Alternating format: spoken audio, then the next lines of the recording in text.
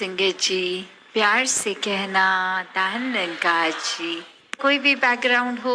कहीं पे भी जन्म लिया हो, तो हर किसी को ये प्यार करके एक्सेप्ट किया जाए। ये एक्सेप्टेंस, ये अपना लेना हर एक को। तो संतों ने तो हमेशा ऐसा ही सिखाया है कि पूरे संसार में सभी अपने हैं, हर कोई अपना परिवार ही वह। जो ये वासुदेव कुटुंबकम की भावना है कि कैसे एक हम इंडिविजुअल एंटिटी की तरह जीवन ना काट लें, एक अपने आप को या सिर्फ एक छोटा दायरा अपने घर परिवार को ही बस अपना ना माने। ये पूरा संसार ही अपना है।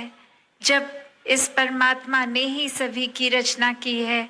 तो कौन अपना कौन पराया, सभी अपने सभी एक परिवार, सभी के लिए मन में प्यार, एक आदर। तो ऐसा जीवन संतों ने जीना सिखाया है कि वाकई ही ये सब करना कठिन नहीं रहेगा, बनावटी नहीं रहेगा, अगर इस परमात्मा को दिल में बसा लिया जाए, अगर ये परमात्मा हर एक में देख लिया जाए। और फिर ये परमात्मा से जब वाक्य ही असली, इसके असली रूप से प्यार है, तो सभी से बहुत स्वाभाविक एक सहजता से वो प्यार का भाव सबके लिए आएगा, क्योंकि हम खुद ही प्यार बन गए होंगे। तो ऐसा ही प्यार संतों ने मन में बसाने को कहा इस परमात्मा को बसाने के बाद, और ऐसा ही फिर प्यार हर एक तक पहुंचाने का भाव। तो कैसे जीवन में एक इंसान अक्सर वो चुनाव के समय की, जब ये हर कुछ है, इतने सबसे हर दिन मिल रहे हैं, सबके अलग स्वभाव, तो ये चुनाव जब आता है कि हम कैसे किसी के साथ क्या भावना रख रहे हैं, तो वो भावना का भी उत्पन्न होना वो इंसान के किरदार पे है कि अगर एक नेकी वाली सोच एक दिल में संतों वाले भाव हैं, तो फिर वो एक हर एक की अच्छाई ही चुनता जाएगा। और वहीं अगर दूषित भाव हैं, एक अपने आप को ही सर्वश्रेष्ठ मानने वाले, तो फिर किसी और का एक जीवन में बढ़ना, तरक्की किसी की, वो भी एक हजम नहीं होती इंसान से दो मित्र जो उनमें से एक देख नहीं सकता और एक चल नहीं सकता, और आपस में इतनी मित्रता गहरी कि ये एक बचपन से ही उनका आपस में तालमेल ऐसा बन गया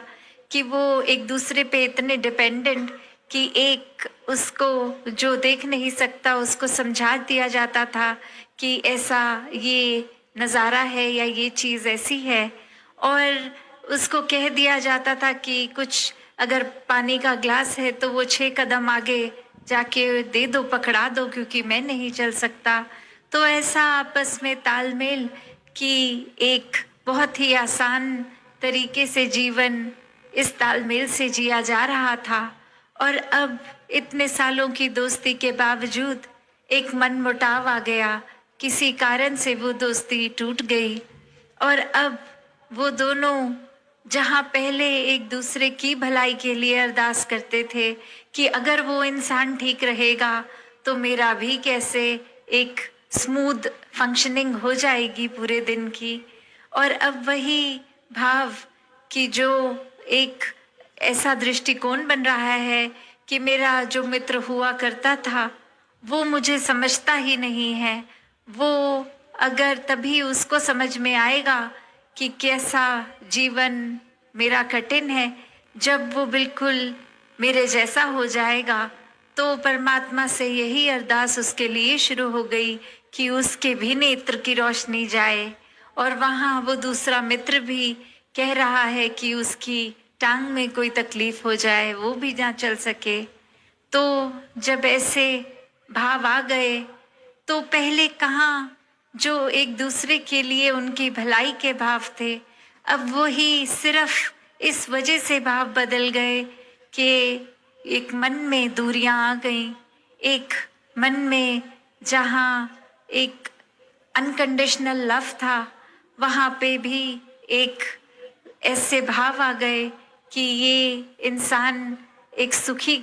ना रह सके, इसके जीवन में और तकलीफ आती जाए कि कौन रोता है किसी और की खातिर है दोस्त, सबको अपनी ही किसी बात पे रोना आया। कि ये खुदगर्ज बन गया है इंसान, बहुत सेल्फ सेंटर्ड, बहुत ही एक सेल्फिश, एक अभिमानी रूप ऐसा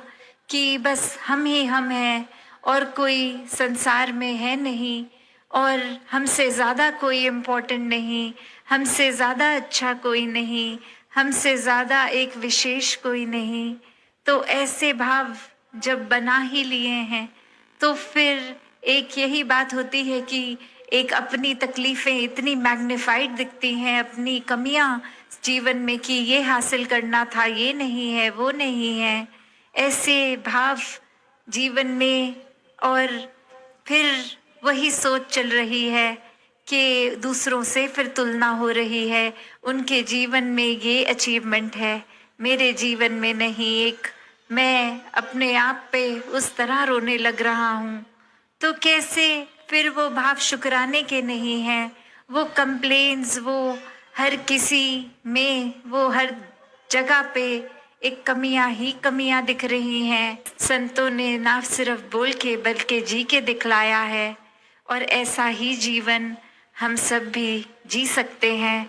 फर्क बस इतना ही कि ये समय जो जीवन का है, जो इसको जीते जी इस समय में पूरी तरह से जी लेते हैं, ज्ञान लेकर एक वाक्य ही मनुष्य बन जाते हैं, एक वाक्य ही जीते जी भी अच्छे गुणों को अपना के हर पल काटते हैं। और तो दासी और समय ना लेके इन्हीं शब्दों से आपसे आज्ञा लेगी। सत्संगत जी, धन्यवाद जी।